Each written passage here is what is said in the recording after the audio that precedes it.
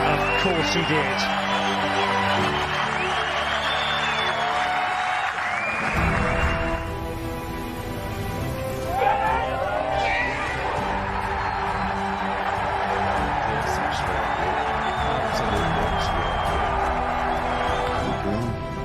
Maple leaf flag.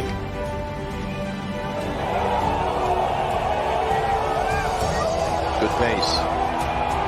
Are you serious? Oh my goodness! Glorious and free! Gotta meet one of these two Europeans.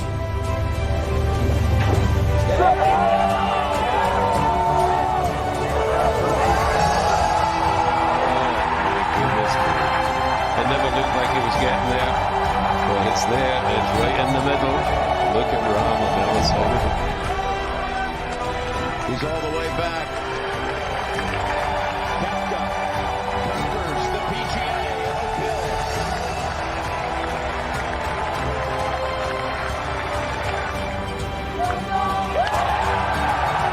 Brilliant to the end. And on Seve's birthday, Spain reigns again at Augusta. And John Ram is the Masters champion.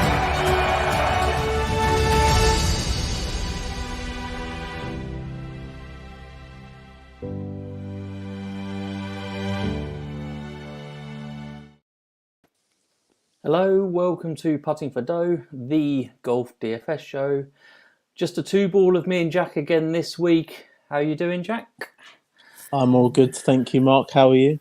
Yeah, I'm good. We've got a very packed agenda for tonight. Before we get onto that, though, let's do a quick recap. How did you get on last week, Jack?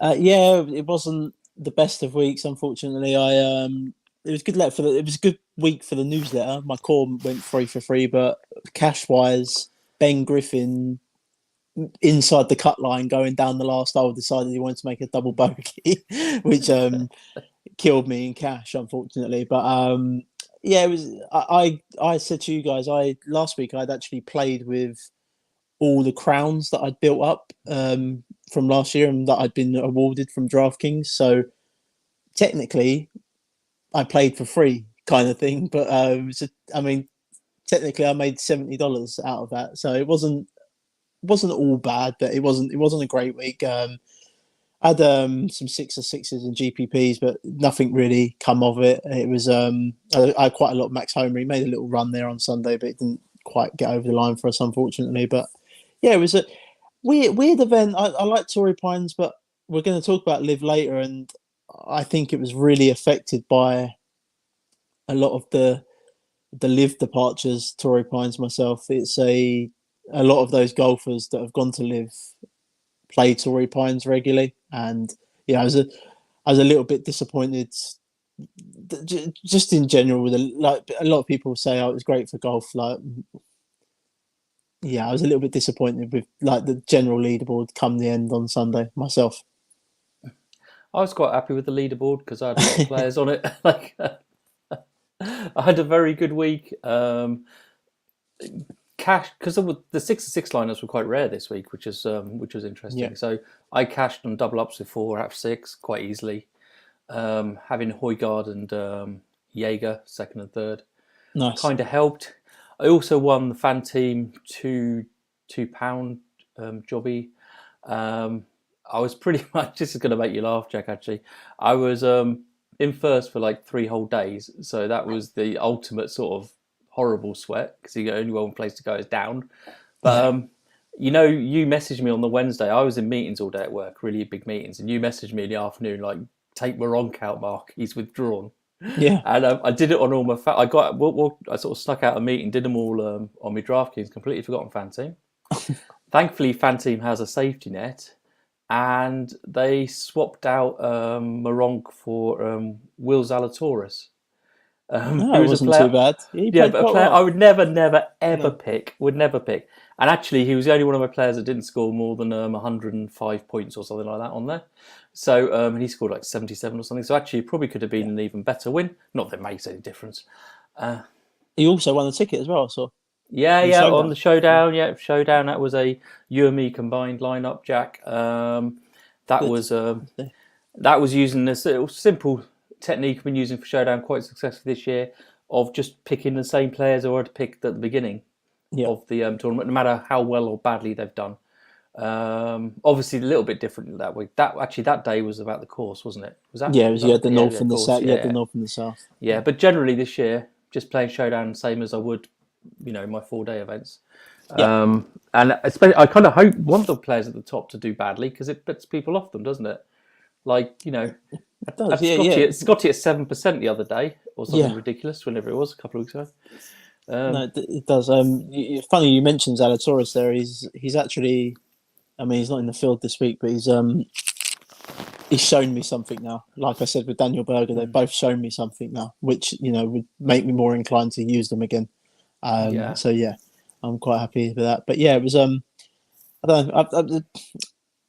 I love Torrey Pines as a golf course. I just didn't enjoy that event, and it wasn't because I had an okay to bad week in DFS or anything like that. I had a betting sweat come Sunday. I had Tony Finau in the mix. I just didn't really enjoy it. I thought you could tell the lack of depth with the PGA Tour. I say we're going to talk live in a bit, but I think they're diluting each other right now, which is not good for either side. No, and one of the favourites of our shows and newsletters. Oh, we'll come back to that. Actually, we'll come back to that. Before, so I think generally for the show it was all pretty good week. What I found interesting, Jack, was on the fan team contest. They have the 2 and the 10. Entries. There's a lot less lineups in the 10, but you still needed the same score to win. On DraftKings, generally speaking, for most sports, if you're the less entries there are, the lower you can score to win. Generally speaking, but on fan team it was exactly the same, which I found interesting. I don't know whether that's because it's got less players and they're playing both contests or something like that, but I think you get a better return on the 2 at the moment than you do on the 10. But there you go. Just a quick aside that I noticed. Before we get into the golf, though, it's been an interesting week on the Twitter, Jack. The floor is yours. It's just, so we do another podcast called Touchdowns for Dough, which is an NFL-based podcast. I myself have tried to move away from the fantasy, not the fantasy community as such, but like the fantasy NFL side, like Dynasty and Redraft, because I just don't enjoy that format anymore. I like playing DFS. That's kind of what I do now, but that's why I've moved away. But there always seems to be a drama, and we had one this week with non-payments in the league where they've been taking rake that we later found out. So for me, I don't know about you, Mark, the payment should be pretty instant. If you're providing a service to someone, it should be pretty instant. We saw a lot on Twitter, a lot of people going at each other, a lot of people criticizing others that I would probably include myself in that. It was like a dig aimed at people like me for standing up last time to the previous person that done this, even though that was 9 months down the line compared to a month. I would always give someone the benefit of the doubt, give them the month anyway to try and get these league fees paid, which thankfully today they did. They did get all these league fees paid somehow. I don't know how, but they did. But it's this like thing on Twitter. You got people trying to play both sides of it, trying to play people off, etc., etc. I'm just going to literally read what Nick put here, because what Nick sums this up perfectly, and this is exactly how I feel. So I'm literally going to read Nick's tweet word for word. Haven't weighed in on the recent FFC fiasco, but let's have it right. If you take people's money and spend it, you're a shithouse and you deserve what you get. If you defend that person, you're also a shithouse and you need a slap. Good people shouldn't be having to apologise for other people's failures in life. I hope a lot of lessons have been learned this time. I've put out myself on Twitter that people should only play in leagues where there's a team stake, or unless you generally know the person really well, like you know, is an actual friend, has been a friend for like 10 years or something like that in real life. There's no way you should be sending money to their bank account or PayPal or anything like that. Everything should be done via TeamStake or League Safe. And that's kind of my thoughts on it. There's been a lot of, like I say, there's been a lot of people that are targeting the wrong people kind of thing. And I saw them colours 2 years ago. I'm glad others have seen them colours now. You know who you are, and you think that was about you. You know it's about you. End of. Like that's it with me. Like I'm done with it. I'm done with you people that want to keep attacking decent people. There was 5 of us in a group who have been trying to sort this out for over a week, even though it wasn't our problem. I'm just glad that the best outcome come today. That's all I'm going to say on it now. Nicely said. As an old cynic and just an old person, I'd say people are too trusting. Somebody likes a few of their tweets and they suddenly think they can just send them money. I just think it's crazy. Like you say, use TeamStake or whatever it's called, League Safe, whatever, or enter the things where the money goes directly to the charity, because then nobody's holding the money other than the charity. And people were coming after the faces in the community over this, and it was nothing to do with them. It's just absolutely mad. You know, Yeah. These people, it's like expecting somehow you, Jack, and these other people to be held to account for everybody else's behaviour. Absolutely crazy. Yeah. All I can say is that, like I said, there was 5 of us in a group, and we were trying to help out in the best ways that we could, and we were getting the same responses that the people in the leagues were getting. Unfortunately, we were going round and round in circles. I'm a very blunt person at times, and you know that, Mark. I can be very, very blunt with people. And the person in question got the bluntest message off me the other day. So I'm glad it's sorted. That's it. Yeah. I just, if you come after me, you better be prepared to face the consequences, because I don't suffer fools easily. Hopefully everybody learns from this about being a bit more cautious with their money. We've seen enough of these things go on now. There's another big one going on in America as well, which is quite public and all that. And again, people are defending the people who have kept the money and stuff. And it seems like a very weird thing. Literally, if you take life outside of social media, if somebody robs you, you wouldn't expect anybody to defend them. No. It's weird, but it happens on social media. I don't know why. In this case, nobody was actually defending anybody on this current one over here. They were just trying to get the money out. And in this case, I think as the money's all been paid out, the strategy was the best one with this one. And also, it's only a month. It's only been a month. You know, you can't compare it to anything previous. One, it's only been a month. Second, the amount of money was minor comparison with the other one. The other one was a clear program of scamming. This was just somebody got themselves into a bad situation and didn't know what to do. That's all it was. And that was the problem last time compared to this time. No one was defending this person this time. No one.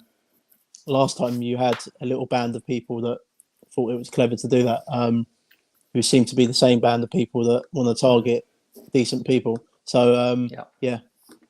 All right, I'm just... Cool. We'll end it there. Glad everything's been sorted.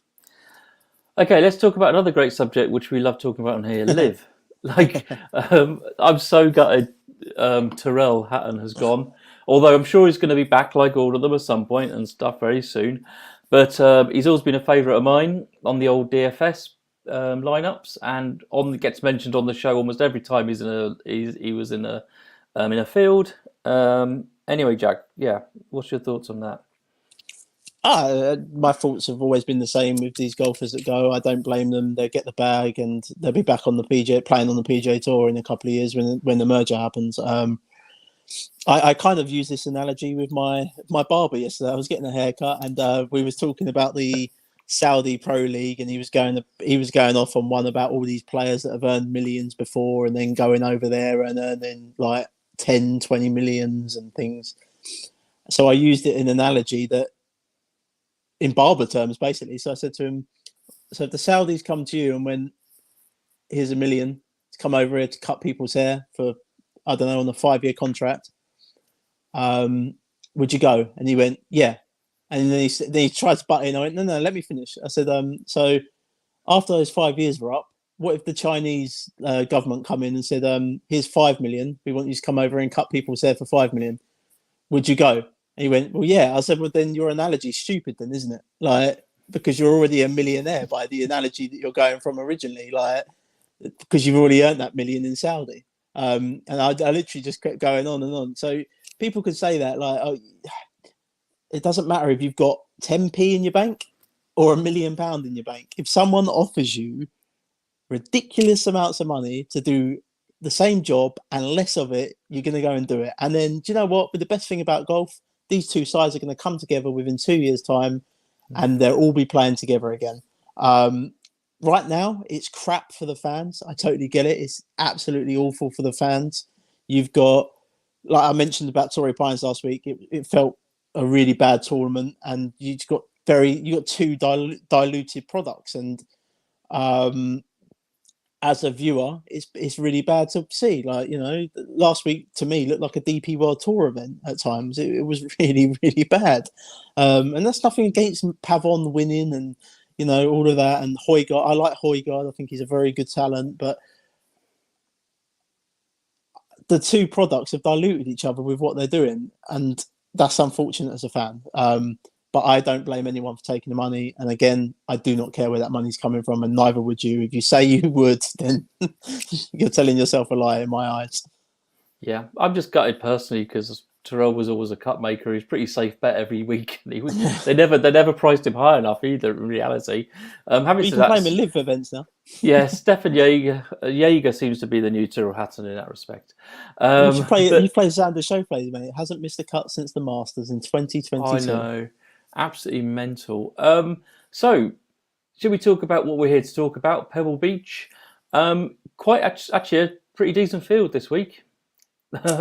Yes, very good field. So yes, for a PGA field. it's the second elevated event of the season. Unfortunately, this is a no cut elevated event. They're not all like that. I've already confirmed this with you, Mark, that they're not all like that. But this one is a no cut event. So we head to Pebble Beach Links Golf Course, 80-man field, like I say. Two courses again, so we've still got the rotation here. It used to be 3 courses, but we're down to 2 now. We've got Pebble Beach Golf Links in Pebble Beach, California. It's a Jack Neville and Douglas Grant design. It's a par 72 at 6,972 yards long. Water comes into play in one hole, and that water is the Pacific Ocean. The fairways are POA, the rough is ryegrass, and the greens are POA here. The second golf course is the tougher of the two. This is the one you do not really want to be targeting for showdown unless there's a weather edge, because it's tree lined and it's a bit more protected than Pebble Beach is. But so Spyglass Hill, which is another fantastic golf course. Again, Pebble Beach, California. It's a Robert Trent Jones senior design in 1966. It did have a renovation in 1999. It's a par 72 at 7,041 yards long. Water comes into play on 4 holes here. Fairways are ryegrass with POA, as is the rough, and the greens are POA here as well. Pebble Beach we'll start with that one. That's more of it needs no introduction to real golf fans. It's a real shame Nick's not here this week, because I know Nick loves this golf course. He's more of a fan of it than me. I'm not a massive fan of Pebble Beach, but I know Nick rates this as like one of his top 5 golf courses in the world. It's hosted multiple US Opens, 6 in fact, and a PGA Championship. It's not the longest golf course in the world, and it's not a tough driving test either. But the fairways here are largely generous as well. And the course's only real 2 defenses are its small greens and the weather, which the weather at the minute looks very bad. I think we could be in for a Monday finish at the minute, but we'll see how we go with that. Spyglass differs from Pebble. It's largely tree lined, as I said. It also plays slightly tougher than the host courses. It's more sheltered. It can be a good place to play on a windy day, though, because of that as well. So if there is a wind edge, then you might want to be on Spyglass that day. The greens at both courses, again, are POA, as they were at Torrey Pines last week. So we should be in for a decent week this week. We saw them POA greens are so unpredictable. We saw that last week. So many 3-4 putters last week. So, yeah, it should be a fun week, Mark, despite the no cut.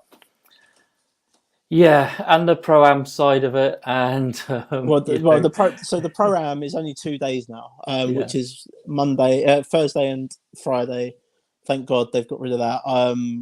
Unfortunately for UK listeners, they've put someone on commentary. I'm not even going to name the person. They've put someone on commentary on Friday, and I literally can't watch it. I will refuse to watch it. I'm going to have to find an illegal stream to watch it, or I'll watch the live content that day because live starts that day. So I'll probably watch live. But I'm going to say his name. It's just for those who NFL fans. It's Jason Bell from Sky Sports. Jack loves him on the coverage, and he's clearly not going to watch on Friday because they get too excited to combine J Bell and golf. So I just listen. Look, people like what they like. I don't like him as a commentator. I don't like him in NFL, and I don't want to watch him cover my favourite sport either. So I think I'm gonna have to put it on just to see if he's as enthusiastic as he is. You do that. I'll let you know. I'm gonna watch Live Mike over that day. Okay, fine. So, Jack, before we get into the actual DFS side of it, what is your model looking like this week? Anything particularly you want to point out?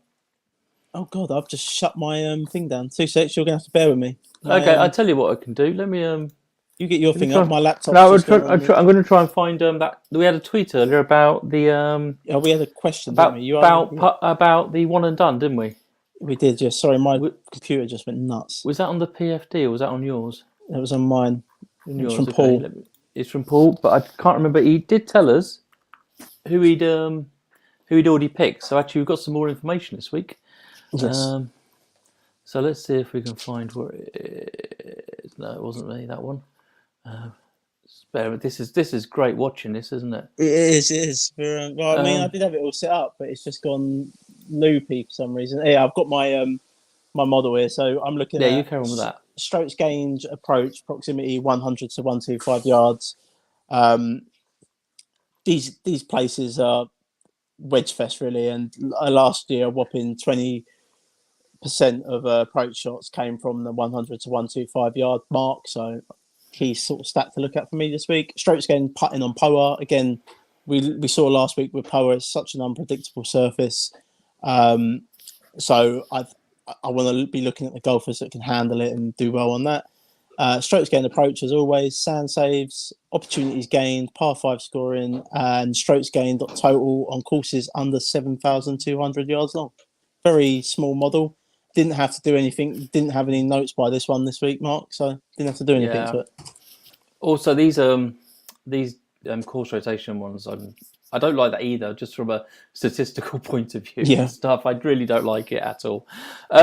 Paul's question for the one and done, who to use this week? He's already used Schefter, Homer, Tomkin, and Corey Connors. So actually, he's got quite a lot of options here.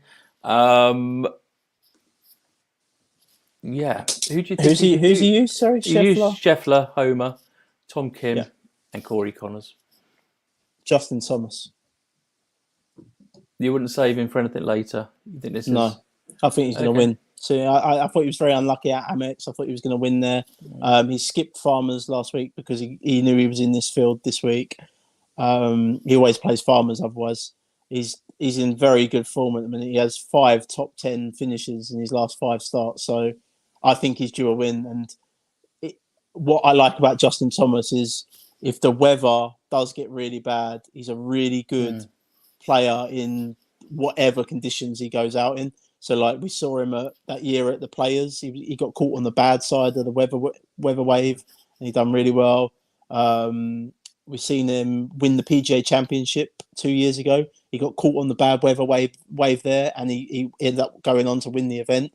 So, yeah, I really like Justin Thomas. I've been on him early already this season. I think he's back. I really do think he's back. He's a top-level golfer, and he's the one I'd use here. Yeah. I'd be tempted to use Rory, to be honest with you. I haven't seen what his schedule's like, Rory, on the PGA. I can bring that up for you too. Yeah. Well, I don't know if because he obviously doesn't play as many as a lot of the other players. He's playing some decent events. He's playing Honda, well, what used to be called Honda. It's not Honda anymore. Okay, fine. Yeah, I'd be tempted. Yeah, I mean, you want to play one of the big names here, don't you? Because it's because Yeah, it's you do. elevated. So yeah, I don't like this golf course for Rory, so I wouldn't use Rory here. But fine. Rory is playing this Genesis, Palm Beaches, the Players, the Texas Open, and the Masters. So he's got a few outings coming up, basically on the I'm not PGA playing him in Tour. a major. I'm not playing him in a major. So if I'm doing one and done, so No, I agree, but I think he may potentially. I think he will play Arnold Palmer. He always plays Okay. that. That might be where I use him Fair because enough. I think he's very good on that golf course. I would be using Justin Thomas here. But Paul, I wouldn't. Long and short of it is, I think both agree. I wouldn't be scared about playing one of your bigger names in this one, No, just because of the definitely money. Okay, so let's talk players and stuff. So, who do you want to talk about first, Jack? I'll let you go first. I've done quite a bit of talking. Go on, you go You first. have done quite a bit. You have done quite a bit of talking. Victor Hovland seems to be ranking very highly for everything for me. And at 10-2, what I find interesting about the pricing this week in DK, so let's just go back a step, talk about some strategy stuff here. There's only 80 players. There is 80 now because they've replaced Tyrrell. And he'll probably be in the field. He'll probably be in the DK lineups tomorrow, I suspect. Hayden Buckley. Yeah. Yeah. They didn't even price Hatton up. No. DK. And he must have really been second guessing his decision when they did that. And and you've got good players all the way down because it's only 80 players and stuff. You've got pretty good players all the way down and stuff. So before we talk about individual players, is there any sort of type of roster construction you're particularly looking at? I think the Stars and Scrubs build is going to be quite popular this week. So I think you're going to see a lot of the guys in the 8K range this week go lower owned. That's what I'm seeing at the minute. I also think Rory will come in lower owned at the top because he's so expensive. I think everyone will go to Scheffler, which is fine. Scheffler's not been in the greatest, not in Scotty Scheffler form. Let's put it that way. He's got dark red next to his putting. Dark red. It's green everywhere else, but it's dark red next to his putting. And these greens aren't exactly forgiving. So no. Yeah, it's funny because we were always, how long, Jack, have we been doing this? And we've just been like, Scotty, Scotty. And then now this is the first week I've he's in my pool, don't get me wrong, but I've just been like, But him and Rory are so much higher price than everybody else. That's why I do quite like Victor at the moment. He's actually he's coming quite low owned. Which he's got a 13th here last year as well. So I think the popular build this week, Mark, will be Scheffler with one of those 9K guys, probably Spieth or Homer, one of those two, and then people could just drop down into the sevens to fill out the lineup. You go down to the sixes this week, and there's guys in the 6K range that I will happily play this week. There's a guy in the 6K range I've bet. Well, I don't know. There might be one in the 6K range I've bet actually as well. We'll see. Should we get down there? We'll find out if it's the same person. We'll find out about that. But for me at the top, I like that pick, Victor Hovland. I think he has the potential to do pretty well around here. He's been in decent form as of late. Although the 22nd at the Century wasn't the best, and that's the last time we saw him. But I don't think that's probably a golf course that particularly suits his style. He's got good history at Pebble Beach, like I say, and he finished 12th here in the US Open in 2019 as an amateur.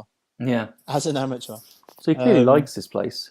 Yeah, I think it's a golf course that suits him quite well, personally. My favourite golfer up here is the guy I've already mentioned to Paul. It's Justin Thomas. I think he's going to win. I really think he's going to win. Coming in relatively low owned, not the lowest in the 9K range, but he's certainly not the highest at the minute, which I like. Like I said, 5 top 10 finishes in his last 5 starts. He's got no sort of real history here. You have to go right back to like 2015, 16, that time to see anything for Justin Thomas, but the stats are all ranking good. He's very strong on the approach again, very strong around the green play. He's found the putter again. He ranks 5th in my model this week. Like I said, I haven't got any notes by this model this week, so I didn't really want to change anything. I was quite happy with it, and I just called him a shot there. I think he's going to win. I think he's going to win this tournament. Yeah. Yeah, he was so unlucky at Amex. He could have won that at Amex. Yeah, he's I think I've heard him getting talked up a little bit, so I wouldn't be surprised if his ownership goes up a bit. But at the top here, this is a strong field. They're all good players. You can find a case for a lot of these players. It's really hard to find, the obvious fade. Maybe Patrick Cantlay potentially. He's my fade. I'm not playing Cantlay. I thought he was awful last week. Yeah, absolutely awful. He'd be the only kind of fade up here. But Ludwig is interesting in 9k range. Ludwig at 9k flat is interesting. He's I know I've said I think he's going to hit a bit of a rookie wall, but he did again. He showed me something last week where he came back, didn't he? Yeah, he come back last week. Didn't particularly putt very well last week on that POA surfaces. It's interesting last week actually. You go back and look at it. Schauffele, Finau, and Ludwig led the field in strokes gained off the tee and on approach, and then they were all like dead last in putting. So it was interesting last week with them three. They all played pretty well last week, but he's coming in relatively low owned. I just don't think this is a golf course that's set up particularly well for him. I think he's that he can get round Torrey Pines well because it's a bomb and gouge kind of like place. Whereas this, being a bomber, is not going to be of any advantage to you around Pebble Beach at all. So he's interesting at 9k range. He showed me something last week, and I may potentially have some shit punts on him in GPPs this week. Ludwig. He seems to though. I don't feel there's a particular type of course that suits him, or we've seen this particularly in any long. He seems to do pretty well on lots of different types of courses and stuff. Is kind of what I would say to that. But we will see. He was. I was starting to come around to what you said, Jack, a little bit about the rookie wall and all that. But I did have him in my lineup last week and in my pool, and he did come back. So that was great. Really battled on the Sunday. Lovely. I was really impressed with what I watched. Like that. Yeah. That's sometimes I just need to see it, and I saw something. Like I said with Zalatoris, sometimes I need to see it. So you think the 8k range is going to be pretty low owned? Actually, one of my favourites, Tommy Fleetwood, is right in the middle of that at 8.6. I've bet Tommy Fleetwood. Have you? This week. Okay. He won out in Dubai, beat Rory. Not going to be scared of this field. Ranked 6th in my model this week. Tommy Fleetwood just doesn't do a lot wrong. He's pretty good across the board. He's a very good POA putter as well, traditionally. If you look at the stats on that. Hasn't played here since 2019, where he finished 45th. He's a much better player now than what he was then. I think he's one that is due. Well, he is due a win on the PGA Tour. He's not won on the PGA Tour, but he's certainly not going to be scared of the talent above him. We've seen him already beat Rory this season, and I think he could certainly call some shots this week and potentially get a win. Yeah, I do. He's second in my overall ranking. No, third in my overall rankings. At that price, you can't go wrong, really. Jack, who's your next player? I kind of mentioned a couple there that I'm going to play. But I'm on Tommy with you. I'm going to be playing Tommy and Ludwig, most definitely. I kind of want to stick in the 8k range. I'm going to play Nikolai Højgaard. Again, another one that showed me something last week, and people are going to be like, "Oh, he's never played here before. You don't know what he's going to be like." He'd never played Torrey Pines before. He finished second, and that was he flew over from the Middle East, to come and play that. I thought he's excellent. He's just excellent across the board at everything he does. Nikolai, this is a talent play that I don't think gets enough attention. I would put him up there with Ludwig in talent. I think he's a very talented golfer and he's going to be around for a long time. And I'm going to get on him early here. And again, there's another one I've bet. I think he could win this week as well. I don't think he's scared. Again, I've seen him beat Rory in the past as well, and John Rahm in the field. I don't think he's scared of any of these guys up the top here. You know. No, So I was very pleased with. He's actually not. Funnily enough, he's not ranking that well for me this week. But I do have him. I am playing him a little bit. Yeah, I do like him. I just think we've got to keep playing him whilst he's so good. well, if you finish, like I say, he finishes second on a golf course like Torrey Pines, which is a hard golf course. Again, it's another US Open venue. This is Pebble Beach is the same, another US Open venue. It's a pure talent player. I think I just think he's brilliant. So I think the reason he's not ranking that highly for me. He's not low, by the way. He's outside my top 10. Yeah. Is I think to do with his approach figures. I think. okay. And then it's probably it because they're a little bit down in comparison with the others. So anyway, yeah, I do like great price again because such a strong field. Yeah. You know, he's just coming off his second, and he's I think he's dropped in price. I think from last week. Yeah, I think he's dropped in price.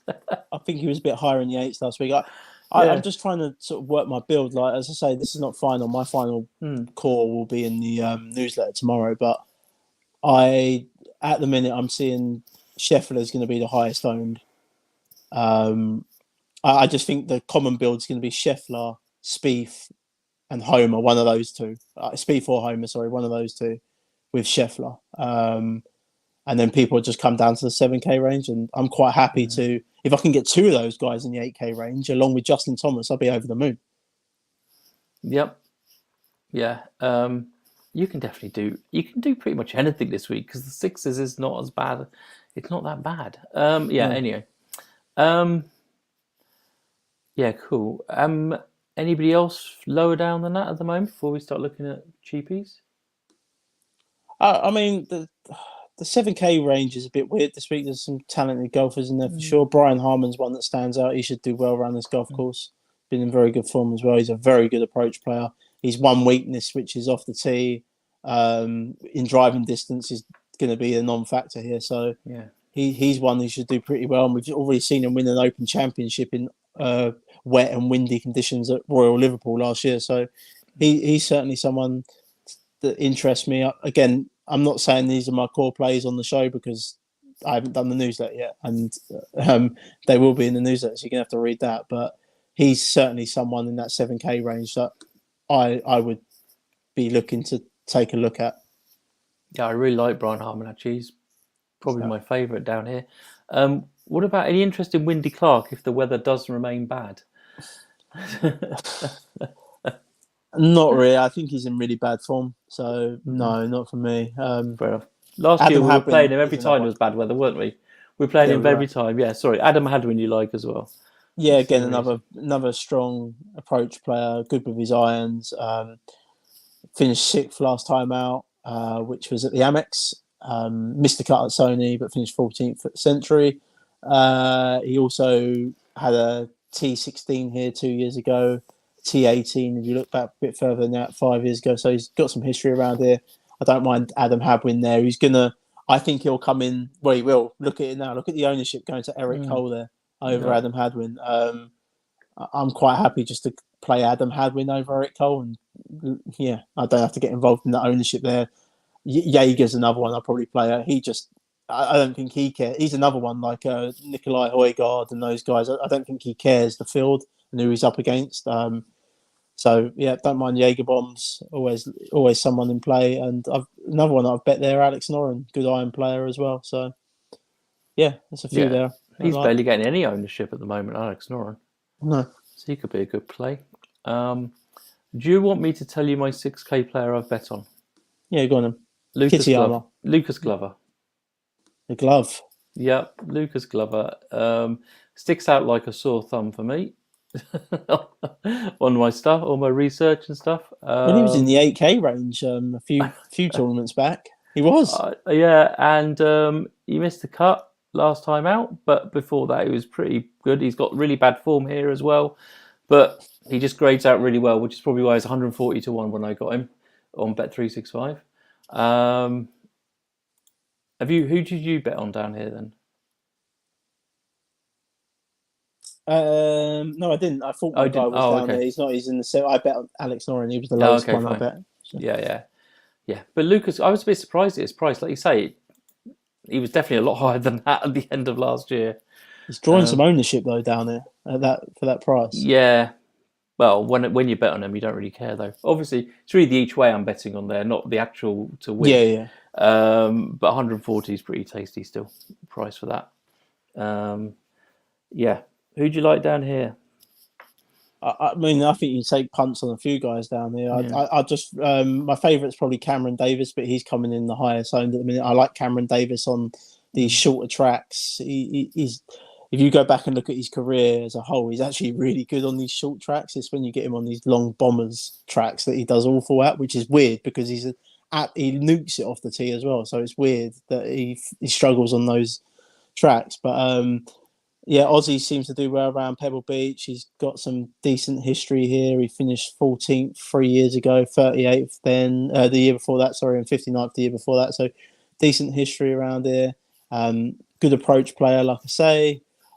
Good around the greens as well, which you're going to need, especially if it gets windy here. So yeah, he's someone that I don't mind taking a look at in a non-cut event as well, because he can murder your teams in a cut event sometimes, Cameron Davis. So yeah. I mean, he's getting relatively high ownership down there, but he's someone I'm interested in. I'll just read off some others. Thomas Dietrich, he's a bit like Wyndham Clark, Mark. Very good in the wind and things like that. So he had a good finish last week, 20th. He was up there for a while as well last week. I put the curses on him. I had to put the Jack video on him to get him to go away from the top of the leaderboard.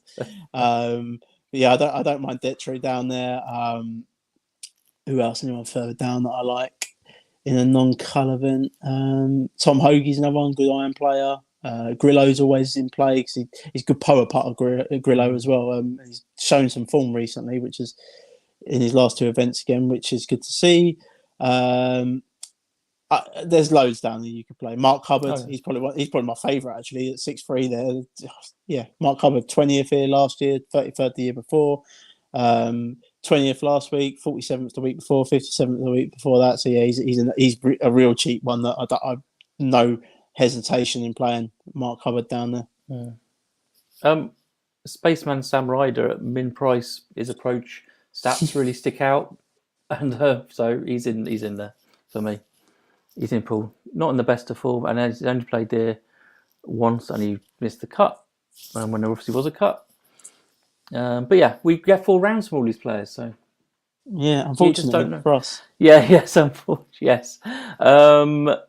I don't think, to be honest with you, I don't think you have to worry too much about the ownership down here, because I don't know how well you can predict it, to be honest with the 6. I think, at the top it's going to be spread, and like you say, that 8K range could end up missed out completely.